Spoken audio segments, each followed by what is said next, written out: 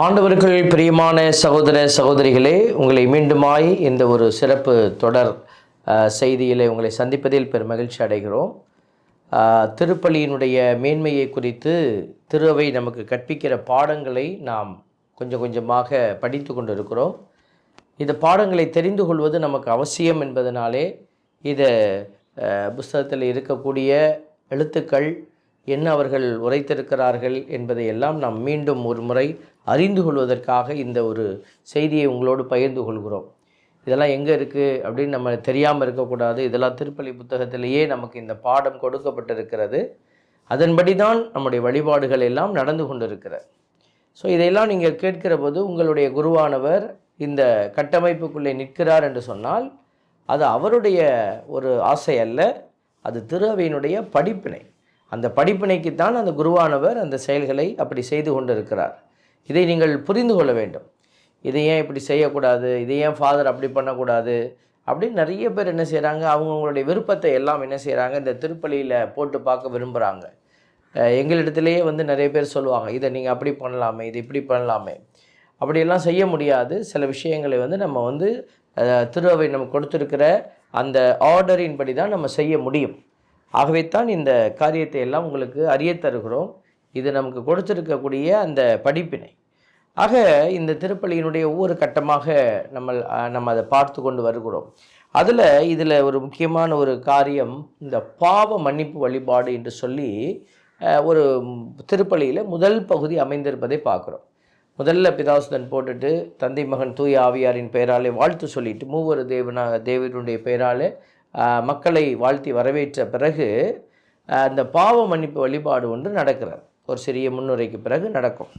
அதுக்கு பேர் பாவத்துயர் செயல் அப்படின்னு அவங்க எழுதியிருக்கிறாங்க. பாவத்துயர் செயல், நம்ம பாவ மன்னிப்பு வழிபாடு என்று நம்ம புரியும்படியாக நம்ம சொல்கிறோம். அன்புக்குரியவர்களே, இதில் என்ன எழுதியிருக்கிறாங்க பாருங்கள். எண்ணிக்கை 51 நம்ம ஏற்கனவே அந்த பாடங்களை சொல்லி கொண்டு இருக்கிறோம். திருப்பலியினுடைய பல்வேறு பகுதிகளை குறித்து நம்ம சிந்திக்கிறோம். இது இயல் 2 திருப்பலியின் அமைப்பும் அதன் கூறுகளும் பகுதிகளும் என்கிற பாடத்தில் வரக்கூடிய அந்த ஒரு எண் 51 இது கொடுக்கப்பட்டிருக்கிறது. அதன் பின் அருட்பணியாளர் பாவத்துயர் செயலுக்கு அழைப்பார். ஸோ அதை நம்ம அழைக்கிறோம். தகுதியான இதயத்தோடு இந்த திருப்பலியை ஒப்பு கொடுக்க பாவங்களை ஏற்றுக்கொள்வோம் என்று அழைப்பு கொடுப்பார். சிறிது நேரம் அமைதி காத்த பின் திருக்கூட்டத்தினர் அனைவரும் சேர்ந்து பொது பாவ மன்னிப்பு வாய்ப்பாட்டை சொல்லுவர். எல்லாம் வல்ல இறைவனிடமும் சகோதர சகோதரிகளை உங்களிடமும் நான் பாவி என்னை ஏற்றுக்கொள்கிறேன் அப்படின்னு அந்த ஜெபத்தை சொல்வார். அருள் பணியாளர் சொல்லும் பாவ மன்னிப்பு மன்றாட்டோடு இச்செயல் முடிவுறும்.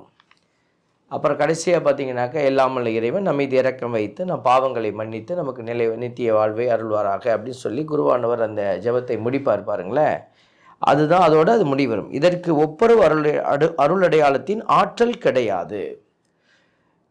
இதில் நம்ம புரிந்து கொள்ள வேண்டிய ஒரு விஷயம் என்ன அப்படின்னா, நம்ம ஒரு பாவம் பண்ணிட்டோம், திருப்பலிக்கு போகணும், நற்கருணை உட்கொள்ளணும். ஆனால் பாவ சங்கீர்த்தனை செய்ய அங்கே வாய்ப்பு இல்லை, அங்கே குருவானவர் இல்லை, வாய்ப்பு இல்லாத ஒரு சூழல். என்ன செய்வது? அப்போ இந்த பொது மன்னிப்பு உங்களுக்கு உதவி செய்யும். அந்த பொது மன்னிப்பை பெற்று அந்த வழிபாட்டை நீங்கள் என்ன செய்யுங்க, கடந்து செல்லலாம். அந்த வழிபாட்டில் நற்கருணை உட்கொள்ளலாம். இந்த பொது மன்னிப்பிலே சொல்லப்பட்ட அந்த பாவத்தினுடைய நிலை முழுவதுமாக அழிக்கப்படுகிறதா என்று சொன்னால் கண்டிப்பாக அது இல்லை. அந்த நேரம் அந்த வழிபாட்டை நீங்கள் கடந்து செல்வதற்கு தடையாக இருக்கிற அந்த பாவத்தினுடைய அந்த காரியங்களை மட்டுமே அது நீக்குகிறது. பாவத்தினுடைய அந்த நிலையை நீங்கள் முழுவதுமாக சுத்தப்படுத்த வேண்டும் என்று சொன்னால் நீங்கள் ஒப்புரவு அருட்சாதனத்திலே போய் அதை அறிக்கை செய்ய வேண்டும். அதுதான் நம்ம நீங்கள் இந்த பூசையிலேயே பாவ மன்னிப்பு கேட்டுட்டோமே அப்படின்னு சொல்லிட்டு நீங்கள் விட முடியாது. அது அந்த ஒரு கணாகணம் இந்த செயலுக்குரியது அங்கே இல்லை. ஒப்புரவு அருட்சாதனத்துக்கு இருக்கக்கூடிய பவர் இந்த பொது மன்னிப்புக்கு வழங்கப்படவில்லை. அது எதற்காக கொடுக்கப்பட்டிருக்கிறது? அந்த திருப்பலியை நிறைவேற்றுவதற்கு தடையாக இருக்கிற காரியத்தை அவ்வப்பொழுது டெம்பரரி என்று நம்ம சொல்லலாம். இது டெம்பரரி ஃபர்கிவ்னஸ். ஆனால் அவர் என்ன செய்ய வேண்டும்? மனம் குத்தப்பட்டவராக மனவழியோடு நம்ம என்ன செய்யணும், அதை அடுத்து அந்த ஒப்புரவு அருட்சாதனத்துக்கு எடுத்து செல்ல வேண்டும். அதைத்தான் இவங்க இந்த இடத்துல குறிப்பிட்டிருக்கிறாங்க. எனினும் இதற்கு ஒப்புரவு அருளடையாளத்தின் ஆற்றல் கிடையாது. அதனால் இதில் சொல்லியாச்சு, அப்போ நம்ம பாவம் கழுவப்பட்டு விட்டது என்று நம்ம நினைத்து கொண்டிருக்க கூடாது. ஞாயிற்றுக்கிழமைகளிலும் குறிப்பாக பாஸ்கா காலத்தில் வழக்கமாக நடைபெறும் பாவத்துயர் செயலுக்கு பதிலாக முடிந்த வரையில் திருமுழுக்கை நினைவுபடுத்தும் விதமாக தண்ணீரை புனிதப்படுத்தி தெளிக்கலாம். இந்த வார்த்தைகளை பார்த்தீங்களா? ஞாயிற்றுக்கிழமைகளிலும் குறிப்பாக பாஸ்கா காலத்தில் வழக்கமாக நடைபெறும் பாவத்துயர் செயலுக்கு பதிலாக. அதனால தான் ஒவ்வொரு ஞாயிற்றுக்கிழமையும் நீங்கள் பார்ப்பீங்க, குருவானவர் இந்த பாவ மன்னிப்பு வழிபாட்டை விட்டுட்டு அதற்கு பதிலாக தீர்த்தத்தை மந்திரிப்பாங்க, அந்த உப்பை மந்திரிப்பாங்க. அதுக்கு பிறகு அதை தெளிச்சுட்டு நேராக என்ன செய்வோம், அந்த ஒரு சின்ன ஜபம் இருக்கும், அதை முடிச்சுட்டு நம்ம நேராக அடுத்த ஜபத்துக்கு போயிடுவோம். இதனுடைய அடையாளம் இதுதான், இதனுடைய வழிபாட்டு முறையில் வரக்கூடிய இது. சில பேருக்கு இது புரியாது. இப்போ இந்த ஞாயிற்றுக்கிழமையில் நம்ம தெளிக்கிற தண்ணீருடைய அந்த அடையாளம் என்ன அப்படின்னா, அது பாவ மன்னிப்பினுடைய அடையாளம், பாவத்துயர் செயலின் அடையாளமாகத்தான் அந்த தண்ணீர் தெளிக்கப்படுகிறது. சில பேர் சொல்லுவாங்க, ஏன் ஃபாதர் கடைசியில் தீர்த்தம் தெளித்தா எல்லாருக்கும் ரொம்ப இதாக இருக்குமே அப்படின்னு சொல்லி நினைப்பார்கள். இவர் ஏன் முன்னாடியே தெளிக்கிறாரு அப்படின்னு நினச்சா, இது பாவத்துயர் செயலோடு இணைந்து செல்லக்கூடிய ஒரு காரியமாக இருக்கிறது. இது வெறும் ஆசீர்வாதத்துக்கான தண்ணீர் அல்ல. அதனால தான் இந்த தண்ணீரினுடைய அந்த ஒரு புனிதப்படுத்துகிற நிகழ்வும் சரி, அதை தொடர்ந்து நடத்தப்படுகிற அந்த ஒரு காரியமும் பாவ மன்னிப்பு வழிபாட்டினுடைய தொடர் நிகழ்ச்சி என்பதை நீங்கள் புரிந்து கொள்ள வேண்டும். அதில் வரக்கூடிய அந்த ஆண்டவரே இரக்கமாயிரும் என்கிற ஒரு பாடல் வருகிறது. அதை பற்றி நம்ம பார்க்குறோம். பாவத்துயர் செயலிலேயே இடம் பெற்றிருந்தாலுடைய பாவத்துயர் செயலுக்கு பின் எப்பொழுதும் ஆண்டவரே இரக்கமாயிரும் என்பது தொடங்கப்படும். இப்பாடல் இறைவனை புகழ்வதாகவும், இரண்டு விதமான செயல்பாடுகள் அதில் இருக்கிறத நம்ம பார்க்குறோம். இப்பாடல் இறைவனை புகழ்வதாகவும் அவருடைய இரக்கத்தை இறைஞ்சி மன்றாடுவதாகவும் இருப்பதால் இரண்டையும் செய்து கடவுளை புகழுறோம், அதே சமயம் கடவுளுடைய இரக்கத்தை கெஞ்சி மன்றாடுறோம். இது வழக்கமாக எல்லோராலும் பாடப்படும். இப்போ இந்த ஆண்டவரே இரக்கமாயிரும் அப்படிங்கிறது பொதுவாக பாடக்கூடிய ஒரு பகுதியாக வச்சிருக்கிறாங்க. பாடப்படும் அந்த பகுதியை மக்களுடன் பாடகர் குழுவோ பாடகர் ஒருவரோ பாடலாம். ஆர்ப்பரிப்பு வழக்கமாக இருமுறை சொல்லப்படும். எனினும் மொழி, இசை, சூழ்நிலை முதலியவற்றின் தன்மைக்கு ஏற்ப அதை பலமுறை சொல்லலாம். பாவத்துயர் செயலின் ஒரு பகுதியாகிய ஆண்டவரே இரக்கமாயிரும் பாடப்படும் பொழுது ஒவ்வொரு ஆர்ப்பரிப்புக்கு முன்னும் சிறு வசனத்தை சேர்த்து கொள்ளலாம். இதில் நம்ம ஆண்டவரே இரக்கமாயிரும், அதை நீங்கள் தெரியும், உங்களுக்கு பாடும்போது உங்களுக்கு பாடகர் குழுவினர் பாடுவாங்க. அதில் வரக்கூடிய இன்னொரு பகுதியை தான் அவங்க சொல்கிறாங்க. இந்த இடத்துல சில நேரத்தில் நாங்கள் வாசித்து விடுவோம். அதை உள்ளம் நொறுங்கி வருந்துவோரை நலமாக்க அனுப்ப பெற்ற ஆண்டவரே இரக்கமாயிரும். அப்போ நீங்கள் பதில் சொல்லுவீங்க. ஸோ இது ஒரு பாடமாக கொடுக்கப்பட்டிருக்கிறது.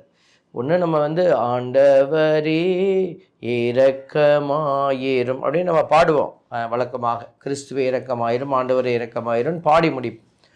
அது ஒரு பாடம். இன்னொரு பாடம் நமக்கு கொடுக்கப்பட்டிருக்கிறது. உள்ளம் நொறுங்கி வருந்துவோரை நலமாக்க அனுப்ப பெற்ற ஆண்டவரே இரக்கமாயிரும், பாவிகளை தேடி வந்த கிறிஸ்துவே இரக்கமாயிரும், தந்தையின் வலப்பக்கம் வீற்றிருந்து எங்களுக்காக பரிந்து பேசுகின்ற ஆண்டவரே இரக்கமாயிரும். இதையும் நம்ம என்ன செய்யலாம், பயன்படுத்தலாம். ஆக இரண்டு பாடங்கள் நமக்கு அருளப்பட்டிருக்கிற. ஸோ இந்த ஒரு வழிபாட்டு முறையில் நம்மளுடைய திருப்பலியினுடைய மிகச்சிறப்பான ஒரு பகுதியில் வரக்கூடிய இந்த பாவத்துயர் செயல் ரொம்ப ஒரு முக்கியமான ஒரு செயல். ஏன்னா நம்ம அந்த பாவத்தை கழுவாமல் இந்த அபிஷேகமான பலிக்குள்ளே போக முடியாது. அதனால தான் சில பேர் என்ன செய்வாங்க, பாவத்துயர் முடிஞ்சு எல்லாம் நன்மை வாங்க வருவாங்க. நீங்கள் பாவத்துயர் செயல் நடக்கிற இந்த ஒரு வழிபாட்டினுடைய முதல் பகுதியை மிஸ் பண்ணிட்டீங்கன்னா நீங்கள் நற்கருணை வாங்குவதற்கு அது ஒரு தடையாக இருக்கும் என்பதை மறந்துவிடக்கூடாது. எல்லாரும் எப்போ வேணாலும் நன்மை வாங்கிக்கலாம். சில பேர் பாதி பூசையில் வராங்க, நன்மை வாங்குறாங்க. அது மிகப்பெரிய ஒரு தவறான காரியமாகத்தான் பார்க்கப்படுகிறது. ஒரு தகுதியான நிலை அல்ல. அதனால் போனால் போகுது, கொடுத்துடலாம், நாங்கள் கொடுத்துருவோம், ஏன்னா எங்களுக்கு ஒன்றும் நாங்கள் சொல்ல முடியாது, நீ வாங்காத அப்படின்னு சொல்ல முடியாது. ஆனால் இந்த செய்தியை கேட்கிற பிள்ளைகள் தங்களை தகுதியுள்ள விதத்தில் கடவுள்கிட்ட எடுத்துகிட்டு போகணும். அதனுடைய தொடக்க நிலையிலேயே நம்ம கொண்டு போய் ஆண்டவருக்கு முன்னாடி நம்ம வச்சு நம்ம முழுவதுமாக நம்மை கையளித்து அந்த பலியில் அந்த பாவத்துயர் அந்த செயலில் நம்ம மன்றாடி நம்ம பாவத்துக்காக மனம் வருந்தி இந்த காரியத்தை நீங்கள் ஒரு ப்ரொசீஜராக செய்யும்போது நீங்கள் தகுதியான நிலையில் அந்த வழிபாட்டை பங்கெடுத்து கொண்டாடுறீங்க. இல்லாட்டினா இது ஏதோ ஒரு பிரசாதம் கொடுக்கறது போல் ஆய்விடும். இந்த ஜெபம் முடித்தோடனே சுண்டல் கொடுப்பாங்க, பன்னு கொடுப்பாங்க, அந்த மாதிரியான ஒரு செயலாக இந்த நற்கருணை வழங்குவது மாறிவிடக்கூடாது. இதற்குரிய தகுதியும் அந்த நீதியுமான காரியங்கள் அந்த இடத்துல நிறைவேற்றப்பட வேண்டும். அதற்காகத்தான் இந்த காரியத்தை எல்லாம் நம்ம மீண்டும் மீண்டுமாக உங்களோடு கூட பகிர்ந்து கொண்டு இருக்கிறோம். இந்த ஒரு பாவத்துயர் செயல் என்பது ரொம்ப முக்கியமான செயல். ஏன்னா நம்ம சொல்லுவோம், அதை ஒவ்வொருவருடைய பாவத்தையும் அவரவரே கழுவி தீர்க்க வேண்டும். வீட்டில் ஒருத்தர் செய்த பாவத்துக்கு 4 பேர் செஞ்ச பாவத்தை போய் ஒரு அம்மா ஒருத்தர் போய் பூசையை பார்த்து நீக்கிட்டு வந்துடலாமான்னா இல்லை. அவரவருடைய பாவத்தை அவரவர் தான் என்ன செய்யணும், கழுவ வேண்டும். அதனால தான் நம்ம சொல்கிறோம், வீட்டில் எல்லாத்துக்காகவும் சேர்த்து ஒருத்தர் பூசைக்கு போயிட்டு வந்தால் போதுமா, பத்தாது.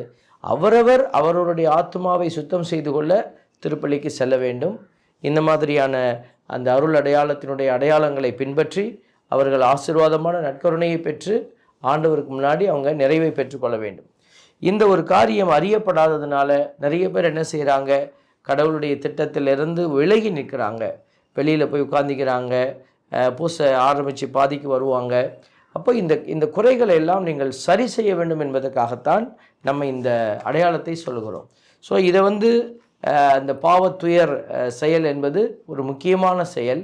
ஏன்னா ஒரு வீட்டுக்குள்ளே ஒருத்தர் ஆசீர்வாதம் இல்லாமல் இருந்தாலும் சரி, அந்த குடும்பமே அது பாதிப்பை சந்திக்கக்கூடியதாக இருக்கிறது. நிறைய பேர் நினைப்பாங்க, நான் ஒரு ஆள் தானே பாவம் பண்ணுறேன், அவங்களாம் கோயிலுக்கு போகிறாங்க அப்படின்னு நினைப்பாங்க.